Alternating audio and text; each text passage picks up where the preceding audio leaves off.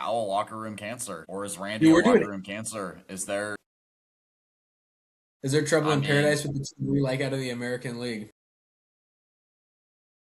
Welcome back to Tinseltown. And while we're usually talking Dodger baseball, there's a lot more going on in the world that I think we need to address first. But before we get into any of those things, Ethan, how are you doing, man? I'm sure you've got a lot of, I'm sure you've got a lot to say, but we'll get into that here in a second.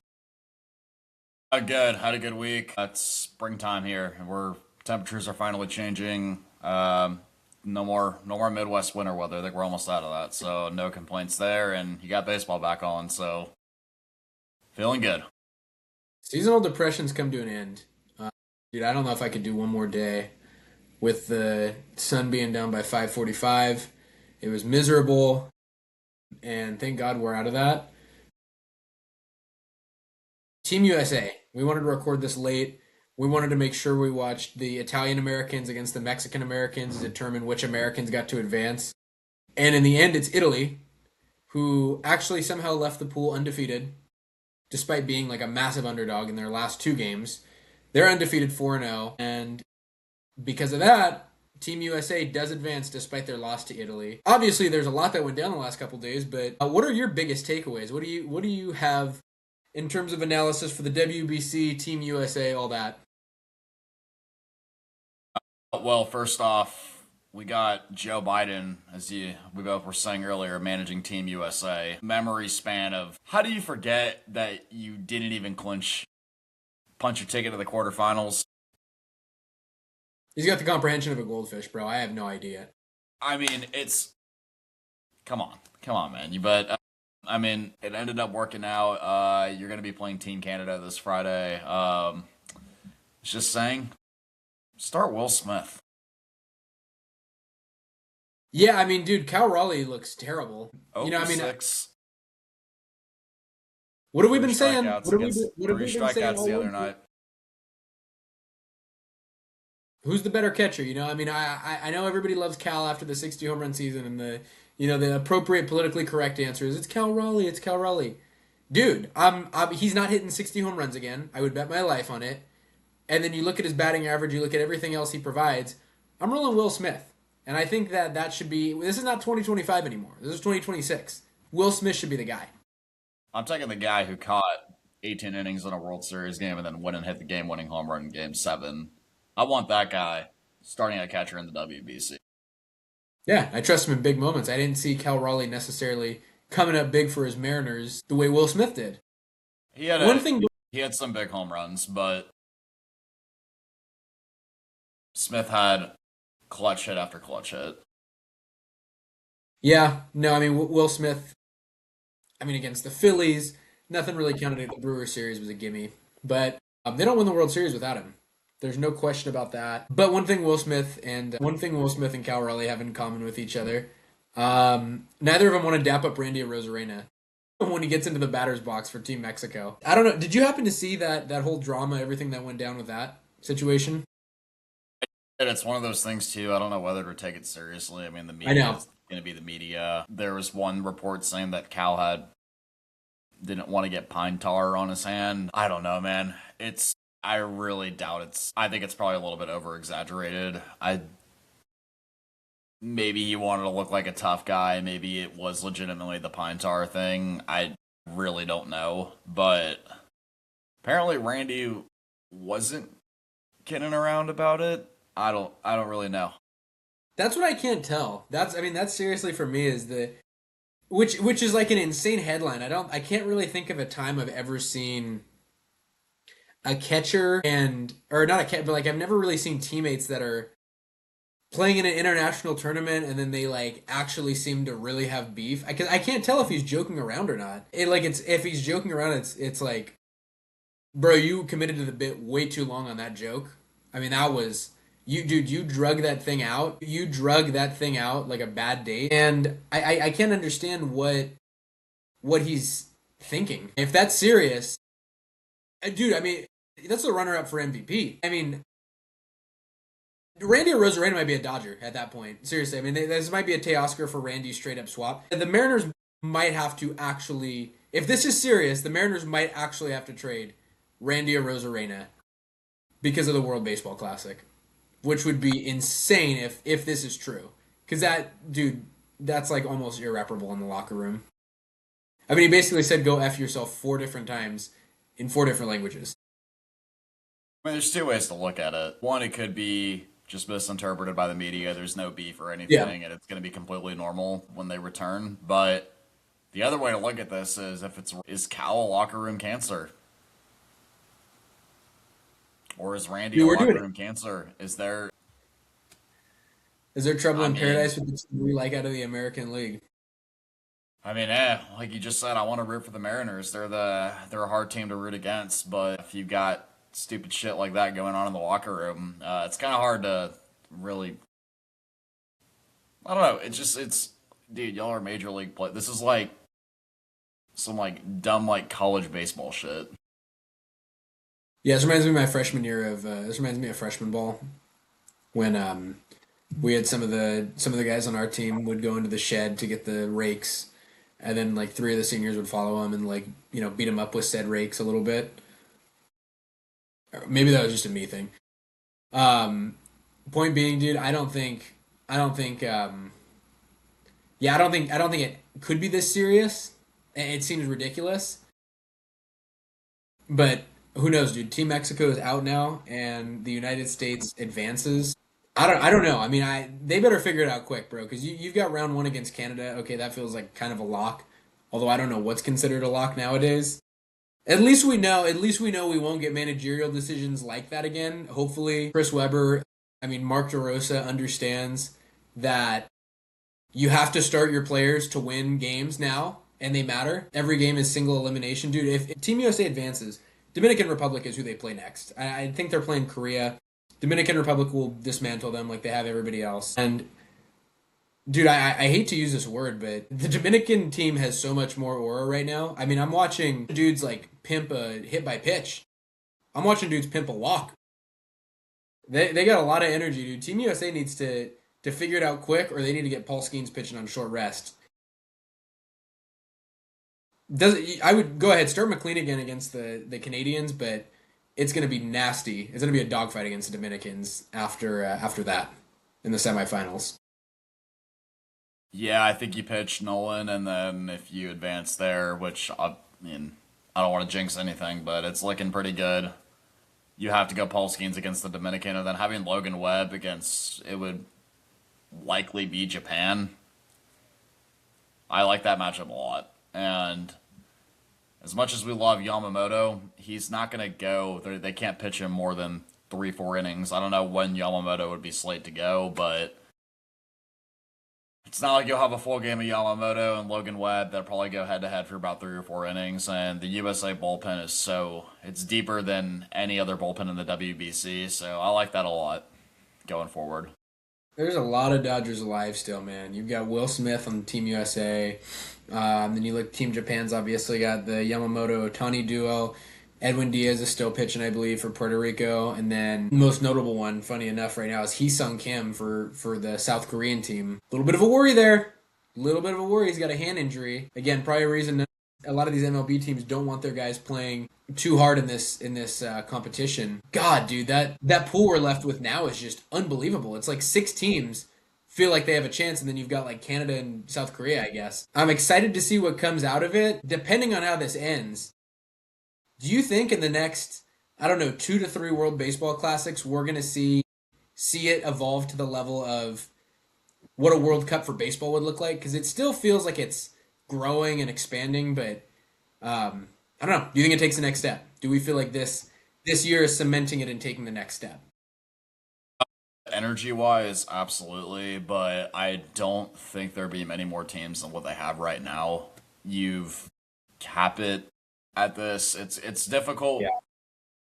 It's difficult with the sport because of the timing of it. I mean, you've already seen problems like skee ball going back to spring training and players like not wanting to risk injury in the middle, like right before their season starts. But the energy level of it, this is the best we've ever seen it, and it's definitely starting to finally get that World Cup feel. Where I mean, if you go and look at BBC games from 2017 that those stadiums Oh were yeah. not full. It's like pool play in 2026 had higher attendance than the championship game in 2017.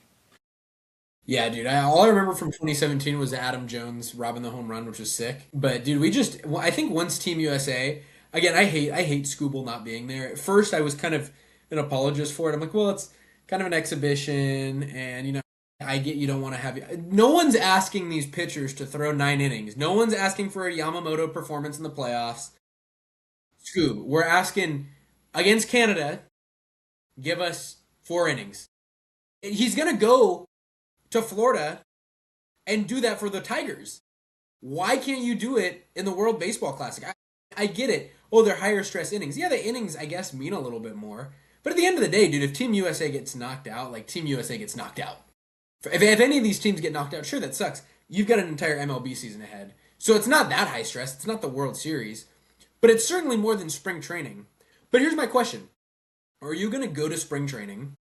Are you, Tarek Skubal or whoever, going to go to spring training and go throw 81-mile-an-hour meatballs? No, you're going to go throw your stuff, just like you will in a bullpen session. We're not asking you to blow your arm out for 120 pitches, but I don't get the logic. Can you help me understand that? What's the logic between him needing to go back? This isn't Roki Sasaki, who needs to develop as a Dodgers pitcher, needs to get ramped up and work on another pitch and have Mark Pryor there. Tarek Skubal is a back-to-back 2-time Cy Young Award winner. Why can't he pitch for Team USA? I don't get it. I don't know. I straight up don't It have makes an no answer. sense. I don't know. They're protecting him from who? That's what I'm saying. It just, until we get that level of buy-in, I think that's the key missing. Baseball is biggest in the. I think that's why with the World Cup, that's where the one difference is with soccer is that the European teams, the teams in Spain and Germany, England, Premier League, they're all joining the World Cup and they're all in on it. And baseball's of course different because you got pitchers. But right now it feels like Team USA is the one team that we're kind of like, okay, yeah, we don't expect anything out of like the Australia, Brazil, any of those teams. But you're getting the energy from Puerto Rico. You're getting the energy from Japan. I mean, those fans in Japan in the Tokyo Dome are just electric. It was crazy. I mean, dude, the atmosphere was. I haven't seen that in MLB. You don't see that in Philadelphia in the World Series. They're gonna need the United States to. We're gonna need our guys to just nut up for like 3 games, like our aces. Okay, we can't be having Clayton Kershaw warming up in the bullpen. As a Dodgers fan now, I can tell you that at this moment in time, not the answer. For future generations, we need more Paul Skeens. We need that because after watching Lance Lynn, after watching these other guys in years past, that's the key to unlock this. Next time around, full buy-in with the U.S. Getting a real manager, even if it's a Bruce Bochy that's retired, that unlocks it. Every other country's bought in. All the other big baseball countries are ecstatic to be playing. Yeah. I mean, you said it earlier with the DR energy. It's guys are pimping getting hit by a pitch. And, It's awesome. I mean, we've seen the USA's had that much better energy than years past. It's not what the DR has yet, but one way to look at it too is baseball in the Dominican is like it's almost like a religion down there. It's those guys are playing baseball before they're walking. Not actually, but like you're playing baseball in the way that you go to school. Yeah. Yeah, I mean the growth is just the growth of the sport is insane. I think internationally we've probably underestimated it. I mean, when Shohei hit that home run, it was millions and millions and like 25 million views in less than a day on that home run, on that grand slam to start everything off. The sport is, I think I didn't realize how big it is internationally. Because I know it's big in the United States, but it kind of gets dwarfed by football. Everything does. And now that we've reached a point where other countries are kind of outshining what Team USA does. Yeah. Once I think once there's a full buy-in, this tournament can reach new heights. But as always, it comes with the injury risk, and we're seeing with the Dodgers right now. Hee-Sung Kim gets his hand injured, and when we thought we were shaping up to have a full 26-man roster up and ready, There's still position battles. And like we talked about last time, Tommy Edmonds out. Kike Hernandez probably won't even be back till October if I was a betting man. Kind of left Hee-Sung Kim in another spot available. Looks like we finally got a guy that would fill that extra super utility role. We both like Nick Senzel. We mentioned Santiago Espinal, but man, what more can you say about Espinal? He's back. He's having a hit every other at bat. He's basically hitting 500, OPS of almost 1400. Produces. He gets on base. I mean, this dude looks like he's primed to have a renaissance for the Dodgers. Yeah, you mentioned the injuries with Edmund and Kike. It's going to be, and I mean, I'm hoping Kim is going to be good to go by opening day. But I mean, if something lingers on and he's not, I mean, I would trust Espinal to come in and play that second base position, and Nick Senzel too. I don't think he's going to be an opening day lock by any means, but I don't want to prey on injuries. But this is a team that's had it's baseball. It's going to happen at some point. Nick Senzel could be one of those first guys that gets the call, and you never know. He could be. That's how Chris Taylor got his chance. That's how Muncy and Turner got their chances in the past. You come in, a guy's a former top prospect. He was picked number 2 overall for a reason. He's got a 1200 OPS through spring training. He's hitting over 300. Maybe the Dodgers have refined that hitting tool that he had all along. That's why the Reds drafted him at 2, and the Dodgers have finally figured out how to work with him, and other teams haven't been able to. The Dodgers are a place where you go to succeed. And I mean, look, he's been on the White Sox, the Reds, teams that don't have a good track record of developing guys. So you never know.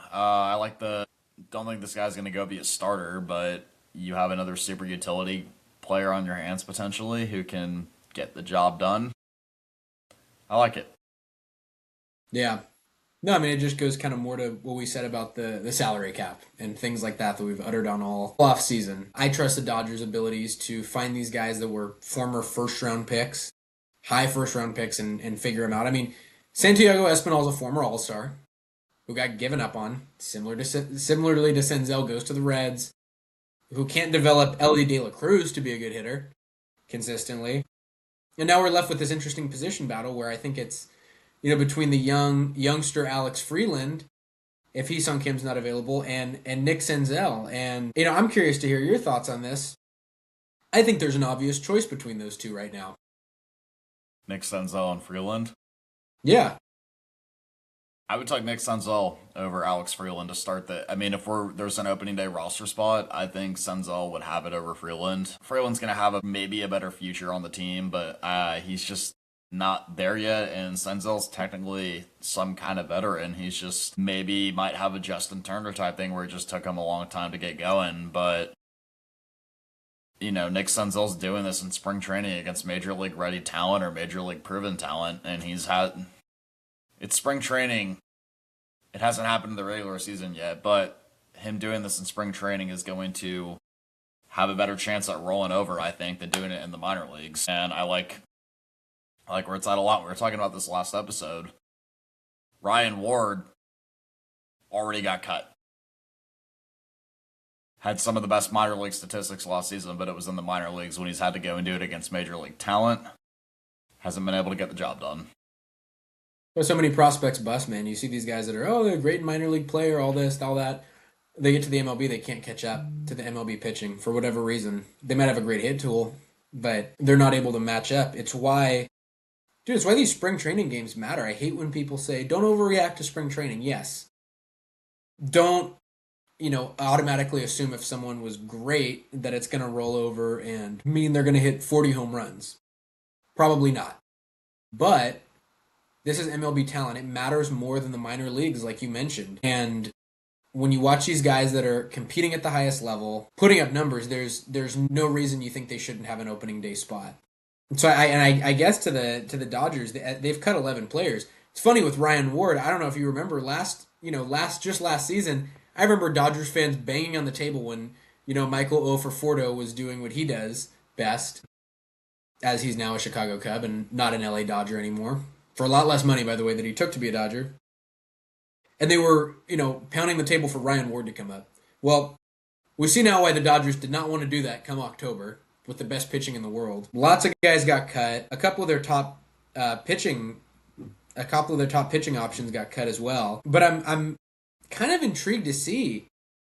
We've basically gotten to this point. I think we've basically gotten to this point with pitching where, as far as starters go, it feels like we're basically in like a four-way tie for two starting spots. We're probably going to see the Dodgers start the season with a five-man rotation. So it feels like Emmett Sheehan, who's kind of coming back from like a illness or something. Roki Sasaki, who largely hasn't been able to get outs consistently. He did have to get pulled and brought back into a game. Justin Robleski, who's a swingman, and then River Ryan, who had Tommy John. Those four guys are battling for the two rotation spots. I'm curious to hear your thoughts. I'll give you mine here in a second, but how do you configure that one after Glasnow, Ohtani, Yamamoto? I think Roki's obviously going to get the fourth spot. Number 5, though, I think you go with Sheehan just because he was on the team last year and it's proven it's there, but you have River Ryan and Gavin Stone right in your back pocket if something happens or... And Robleski. Sheehan's not doing something right. I actually... Robleski actually might get that spot, I think. You need a lefty in there. I think he's the biggest one. Yeah, I think it's going to be Robleski. And hey, he's a dog. Dude, he'll stand on business for his guys. After watching Game 7 last year, if you're not a Justin Robleski fan, don't know what to tell you.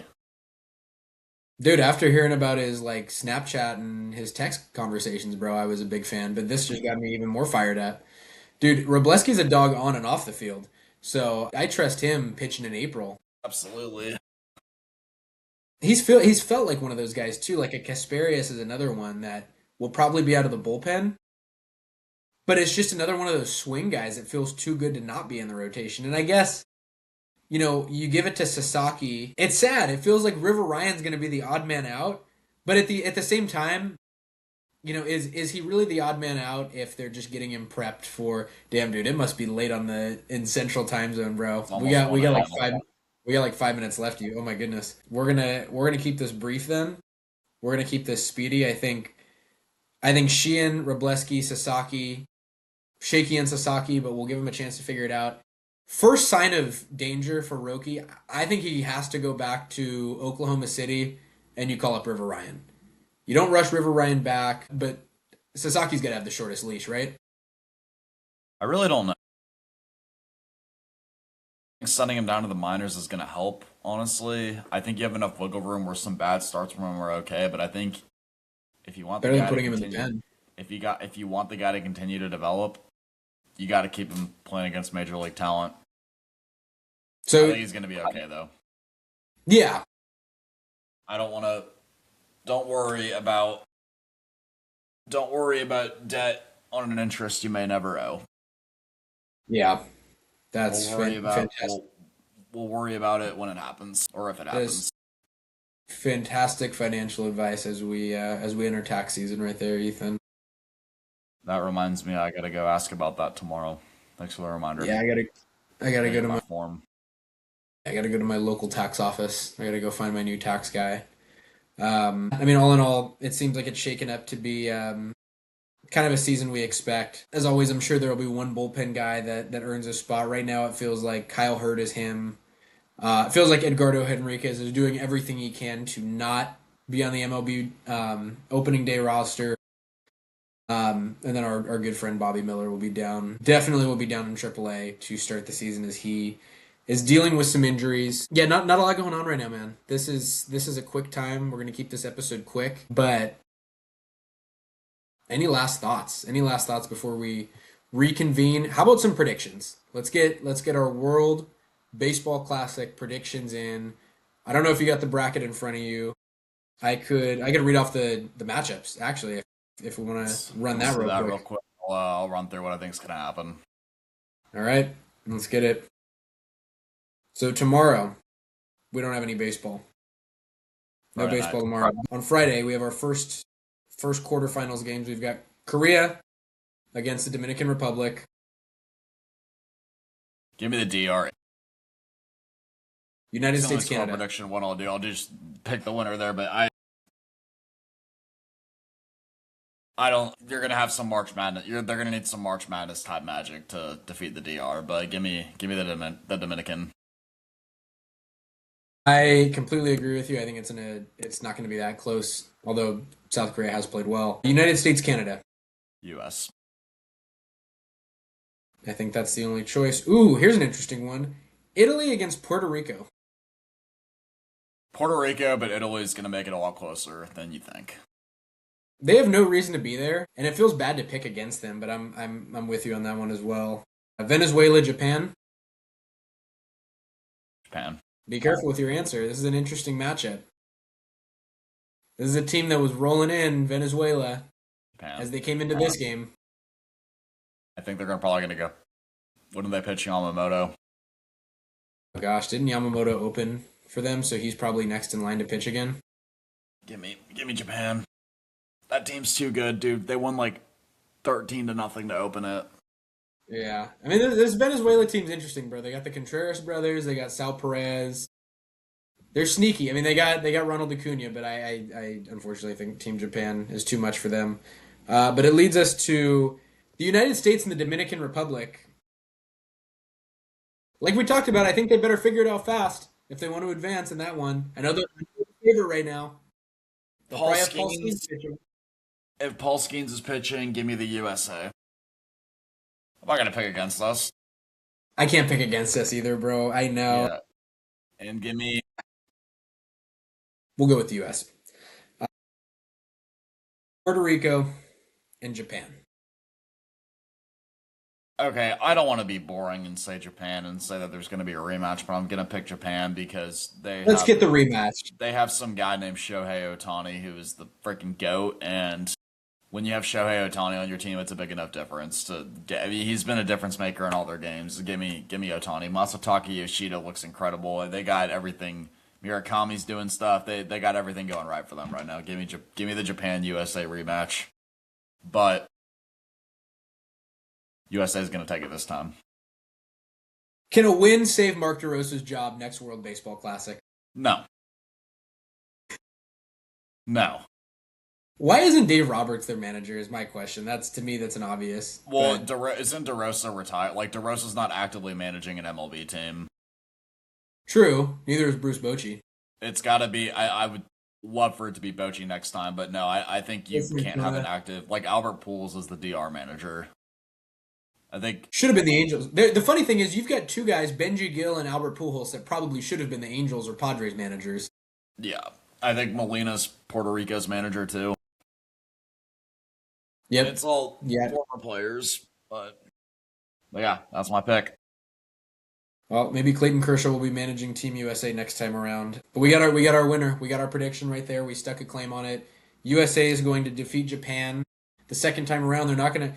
Honestly, knowing Yamamoto, though, they're going to have Yamamoto warming up in the bullpen. Actually, I don't think Dave Roberts would allow that. Or Andrew Friedman, but you know Yamamoto's going to want the ball in game 1 of 1. But Ethan, I know we got to get you off to bed, Chief. It's been a pleasure. Yeah. As always. We got a long weekend ahead. I got 999 on Friday night, man. Let me know how that goes. I've never. Are we doing a true 999? Are we talking like 16-ounce beers? 12-ounce beers, $9 though, because we can bring our own beer into the stadium at the Arkansas baseball games. What are you gonna do when it's a pitching matchup? What are you gonna do when this is like a 1-0, like up down? What if we get like double no hitters going? We're gonna cross that bridge when we get there. They're playing Mississippi State. It's a top 10, like 2 top 10 teams, so it should be good, but it might be a pitcher's duel. So we're grilling a bunch of hot dogs before. We've got like a group of 10 people doing this, so I'm really curious to see how it goes. I'll put it that way. There's total. You'll know. I'll probably be sending you some dumb videos, so you'll see how it goes. Over under is a group of 10. You said. Think there might be more people joining. I don't know exactly. I think it's over 10 people who are doing this. Over under 3.5 vomiters. I'm gonna go with the under, but I think somebody will. That's got to be easy money, right? That's got to cash. Yeah, I'm I sure you have actually a friend. might. I'm actually gonna pitch this bet idea. It's a good idea. This should be on the prediction markets. Absolutely. But no, some people are talking about how they're not gonna eat the entire day, and I actually think that's probably the worst thing you can do for this. That's a terrible idea. Because I'm like, I would rather just struggle getting the hot dogs down than not eat anything all day and then feel absolutely terrible by midnight or the next morning. So That is going to be our first topic next week because I've never gotten 999 went. That's all I care about. I'm not. Okay. The World Baseball Classic's cool. This is the hard hitting journalism we need to be taking care of and covering this country. I'll be following Team USA during the game, but yeah, it's going to be an interesting one.